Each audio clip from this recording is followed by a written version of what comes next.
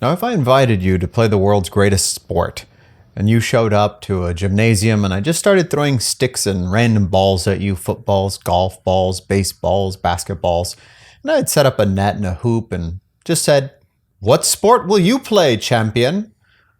That's kind of the feeling that some people get when they're just thrown into a sandbox MMORPG. If you can dodge a wrench, you can dodge a ball. But silly intros aside, what this video is actually about is comparing Mortal Online 2, which does already exist, to Ashes of Creation, which does not yet really exist. So why am I making this kooky video? Is Ashes of Creation content really so slow that we just need to start comparing it to every old game? Well, not exactly. I heard this comparison made in a somewhat accusatory fashion, which I don't think is fair for either game, and so I wanted to address it. The reason I don't think that it's fair is because there are obviously two very different sized games at two very different phases and stages of development. For Mortal Online 2, it's not really fair to compare it with what is going to be a nearly AAA title game with such a large production value and such a different objective. For Ashes of Creation, it's not really fair to start drawing up comparisons that might start coloring the way that people would approach or think about the game when the game is not even out yet. So we can't really say if it is going to be like Mortal Online 2 or not. I also want to make it clear that I'm not talking about the quality of polish of the game. I'm not talking about how many bugs there are going to be in the game or whatnot. I'm aware of the state that Mortal Online 2 is in, but I haven't played it myself, so I won't speak to that aspect of Mortal Online 2. But let's just treat both games as though they were more or less the ideal version of themselves. The comparison of the quality of either game would be something that we would have to reserve until both games are pretty much finished. Now, before we get into the comparisons, I want to talk about the A and the B game. I've mentioned this before, but what I mean by the A game is going to be the core gameplay. That means, how does the game play? Not just the gameplay of combat, but what is the crafting like? What is player interaction like? All of the actual things that you do inside of the game is the A. In a previous video, I had equated this to a type of car. Is the type of car a Lamborghini that's just fun to drive on its own? Or is it more like a minivan that requires a destination and a friend group to really enjoy? The B aspect of a game is everything else. It's what adds value to all of these interactions. I can be the best player in a game that nobody's playing and nobody would care. So even though I might feel a brief sense of accomplishment, that's where it ends. With any persistent world, like in an MMORPG, you want to have a strong B aspect to your game that imbues the world with value and maintains that value in some way. Now let's get into the comparisons. First off, let's begin with Mortal Online's A game. In a nutshell, it plays a little bit like an Elder Scrolls game online.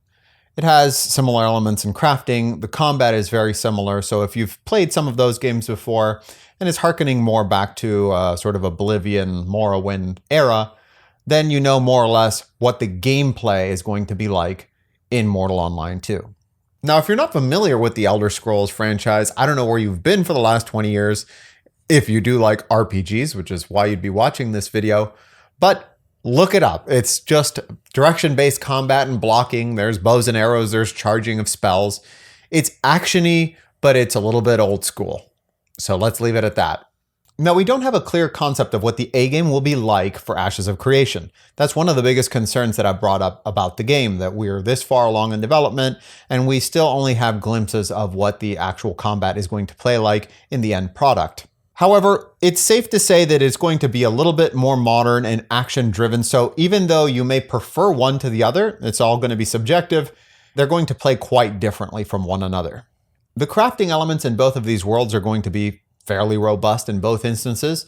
Mortal Online 2's got lots of items that you can create, and I'm sure that Ashes of Creation will be the same.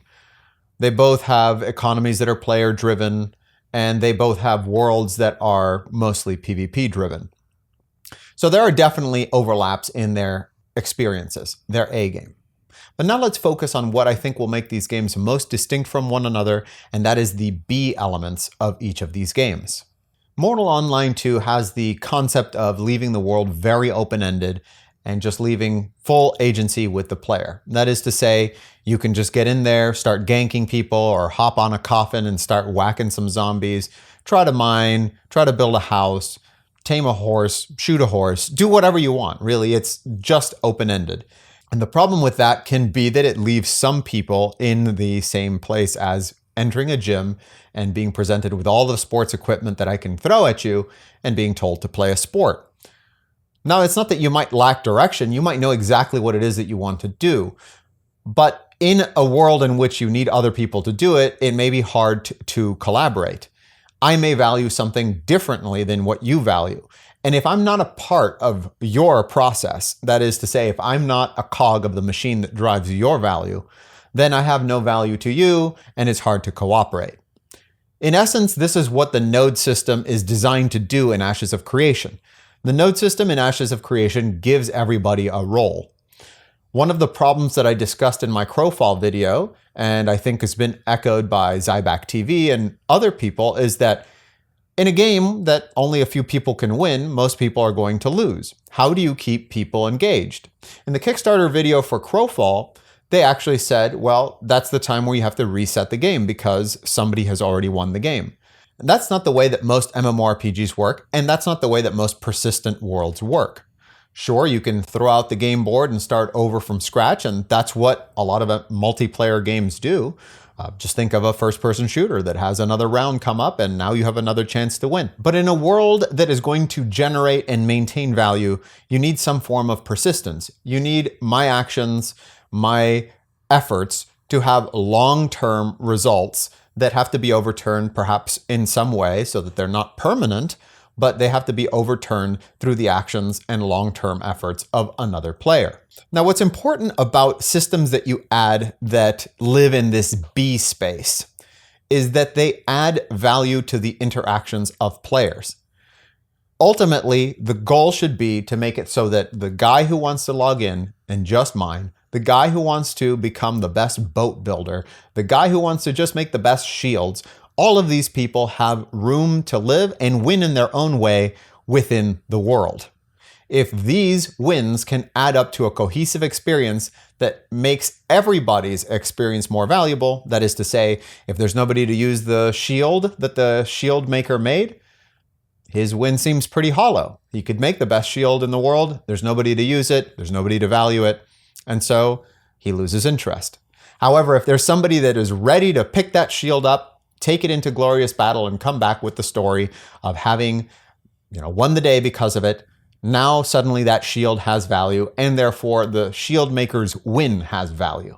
So that is really where I think that the two games will differ most.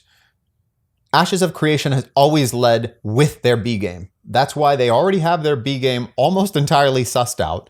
And it's what most people talk about when they talk about Ashes of Creation without almost even mentioning the A game, which is a concern, of course. But the B game inside of a persisted world in an MMORPG couldn't be more important. Now, some people have equated this to, gameplay is important, player interactions are important, and then you have the world. Well, the world is value.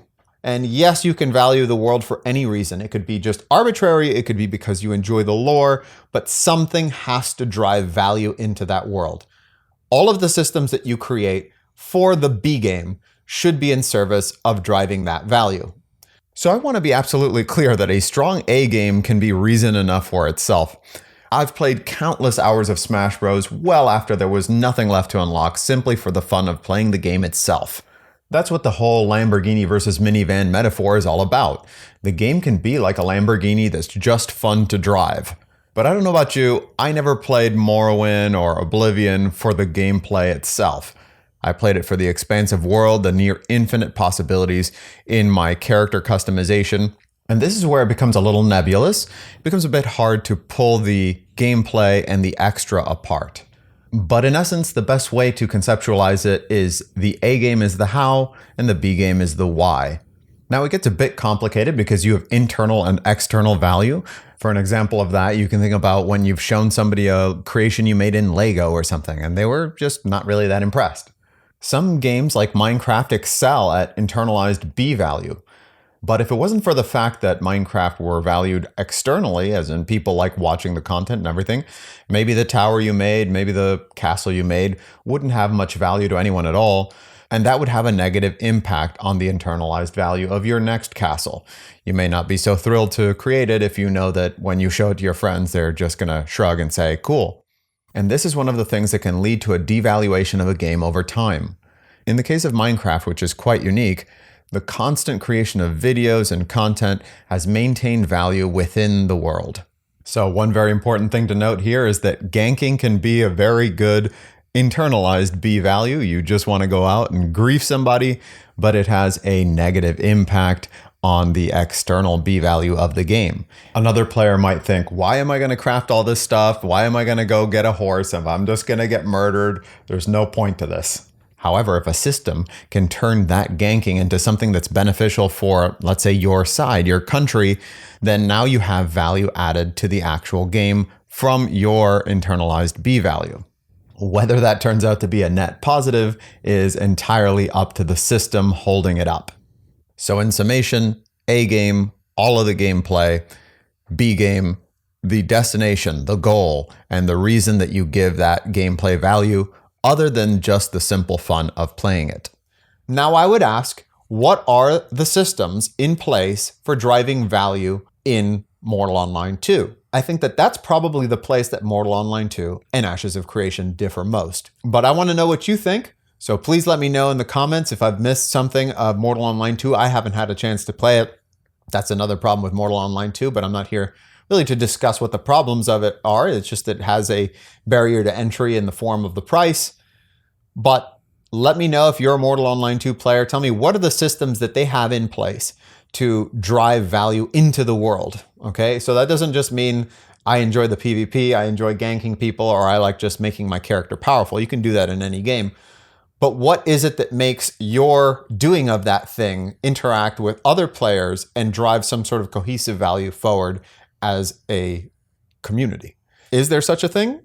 Let me know in the comments. And of course, if you're an Ashes of Creations fan, let me know what you think the A game is going to be like in Ashes of Creation. I'm hoping that we'll see some more gameplay videos soon.